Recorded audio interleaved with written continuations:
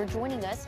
Little Rock's NAACP branch held a march today to commemorate the 60th anniversary of Bloody Sunday, a pivotal moment in the civil rights movement when a peaceful protest turned violent. Channel 7's Kayla Christian is joining us live with how the day was remembered. Kayla.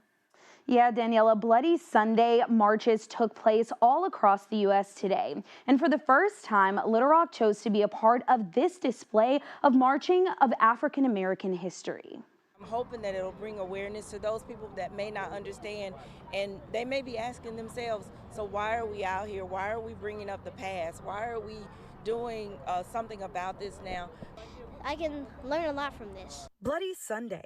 The day back in 1965 when hundreds marched from Selma to Montgomery, Alabama to protest for African Americans' rights, not given at the time. They were marching for the right to vote, and they were physically attacked. Over 14 were killed. There were many other injured. When they made it across the Edmund Pettus Bridge, they were met with tear gas and beatings from law enforcement. A chilling moment in history. After hearing that, it felt a little scary, but at the same time, it kind of was a little history that I learned. You would have thought that it says when all men are created equal, it meant everybody, but we had to fight even to be considered human. 60 years later, the Little Rock NAACP brought Arkansans together to show a local display of remembrance, marching from Dickey Stevens parking lot all the way to the Little Rock City Hall. To commemorate.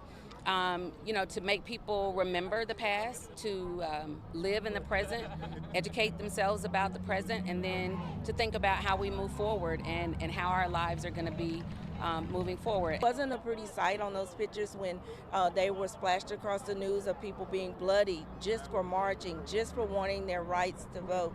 And so we just have to remember to not forget. To make sure certain rights follow us into the future for all to experience. The fight is not over. We have to keep fighting. Even though we vote, we got to keep fighting. I'm glad I'm here. Now, the march ended with a rally on the Little Rock City Hall steps where the crowd sang together, prayed together, and vowed to not let those sacrifices be in vain.